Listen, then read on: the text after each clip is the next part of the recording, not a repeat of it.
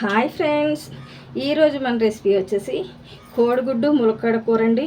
నేను ఇప్పుడు ముందుగా కోడిగుడ్లు ఉడికించేసుకొని ఇలా వేయించేసి తీసుకున్నానండి. ఇప్పుడు తర్వాత ఆ మిగతా ఆయిల్లో కొద్దిగా ఒక 2 ఉల్లిపాయ ముక్కలు, అలాగే పచ్చిమిర్చి, టమాటా ముక్కలు ఇలా వేసేసుకొని మగ్గించేసుకుందామండి.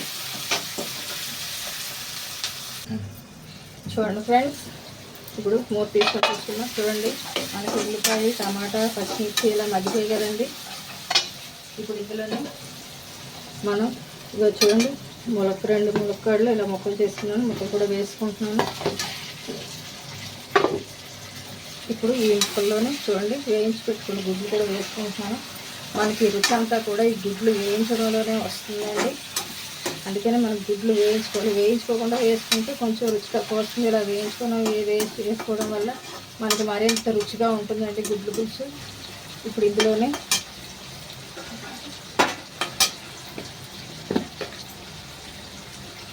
కారం,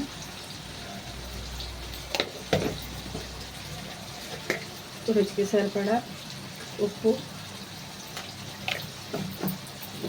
ఇందులోనే ముందుగా తీసి పెట్టుకోవాలండి. చూసారా, ఇది చింతపండు నీళ్ళండి, ఇవి కూడా వేసుకుంటున్నాను. ఇప్పుడు చక్కగా ఒకసారి కలిపేసుకుందామండి.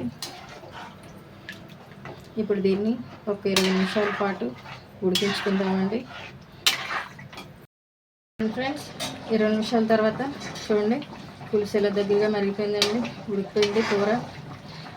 గుడ్లు పులుసు కదండి, ఏమాత్రం పులుసు ఉంటే కలుపు కూడా బాగుంటుంది. ఒకవేళ మీరు గ్రేవీలా చేసుకోవాలనుకుంటే మీరు ఇది చింతపండు పులుసు తక్కువ పోసుకొని గ్రేవీలా చేసుకోవచ్చు.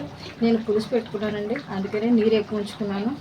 అంతేనండి, ఎంతో రుచిగా ఉండే గుడ్లు ములక్కాడ కూర రెడీ అయిపోయిందండి. Thank you for watching. Please subscribe my channel.